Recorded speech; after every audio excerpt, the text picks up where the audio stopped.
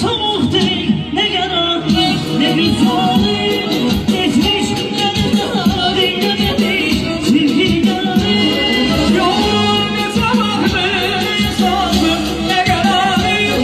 Geçmiş beni ya, beylememiş, sevgili yarim.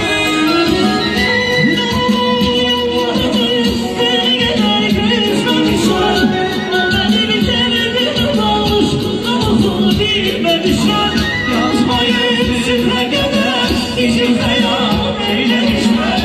Aklını sevdiğimi mafyana söylemişler. Kara kaşın, kara gözün, yüreğimi kan eyledin. Sana düşkün, okula, sana perişan eyledin. Kara gözlüm, kara gözlüm, yüreğimden inledin. Sana düşkün, ondan sonra perişan inledin.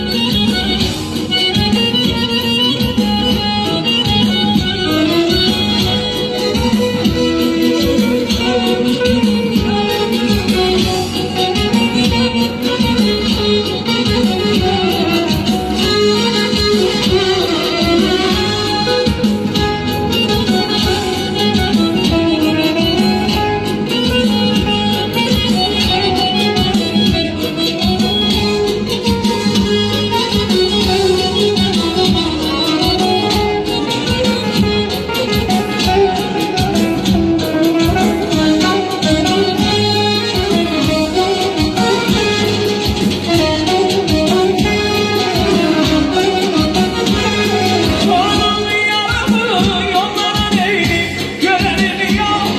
Bir yerde sarılır melikmanın, bir elin yok. Sol yanımı yanlara değdi, benim yarım. Bir sabırdı, beni geçen bir benim yarım. Yollarını görmeye kadar güzel işe. O benim kalbime dalmış, ben onu bilmişim. Unutmayın şifre kadar küçük hayal eylemişler.